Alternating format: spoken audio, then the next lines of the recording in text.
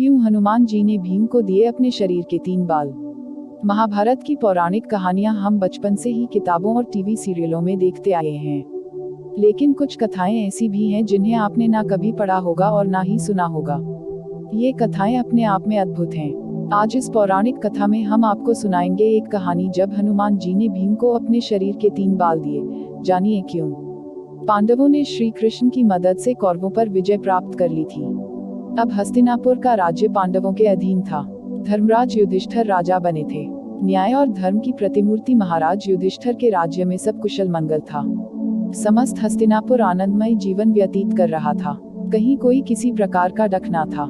एक दिन नारद मुनि राजा युधिष्ठिर के पास आए और कहा कि महाराज, आप यहाँ वैभवशाली जीवन जी रहे हैं, लेकिन वहाँ स्वर्ग में आपके पिता बड़े ही दुखी हैं। युधिष्ठिर ने नारद मुनि से पिता के दुखी होने का कारण पूछा तो उन्होंने बताया कि पांडु का सपना था कि वो राज्य में एक राजसूय यज्ञ कराएं, लेकिन वो अपने जीवन काल में नहीं करा पाए, बस इसी बात से डहकी हैं। तब युधिष्ठिर ने अपने पिता की शांति के लिए राजसूय यज्ञ करने का फैसला लिया। इस यज्ञ में वो ऋषि पुरुष मृगा को बुलाना चाहते थे।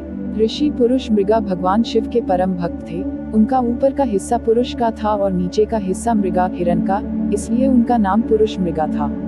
युधिष्ठिर ने अपने छोटे भाई भीम को आज्ञा दी कि वह ऋषि पुरुष मृगा को ढूंढ कर लाएं ताकि यज्ञ संपन्न हो सके।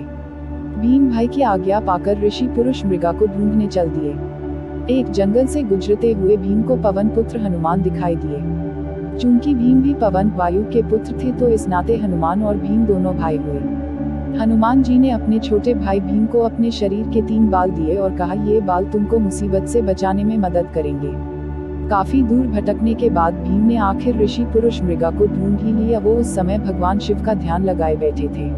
भीम ने जब उन्हें राजसूय यज्ञ में चलने की बात कही तो वो तैयार हो गए, लेकिन उन्होंने भीम में सामने एक शर्त रखी। शर्त यह थी कि भीम को हस्तिनापुर ऋषि पुरुष मृगा से पहले पहुंचना था। अगर पुरुष मृगा भीम से पहले हस्तिनापुर पहुंच गए तो वे भीम को खा जाएंगे।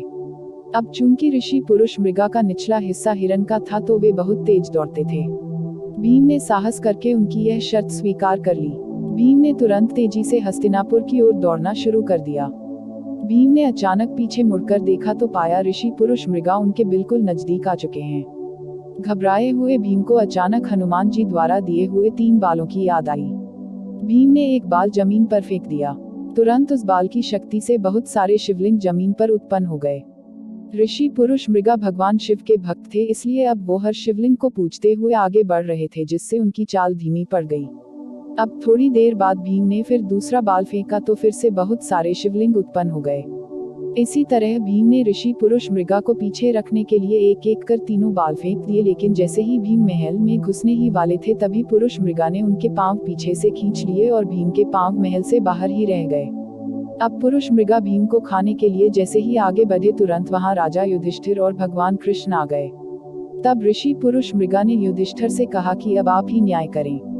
राजा युधिष्ठिर ने अपना फैसला सुनाया कि भीम के पांव ही महल से बाहर रहे थे, इसलिए आप भीम के सिर्फ पैर खा सकते हैं। युधिष्ठिर के इस न्याय से पुरुष मृगा बेहद खुश हुए और उन्होंने भीम को जीवन दान दिया। फिर मंगलपूर्वक राजसूय यज्ञ संपन्न हुआ और ऋषि पुरुष मृगा सबको आशीर्वाद देकर फिर से अपने रास्ते पर निकल पड़े। समाप्त।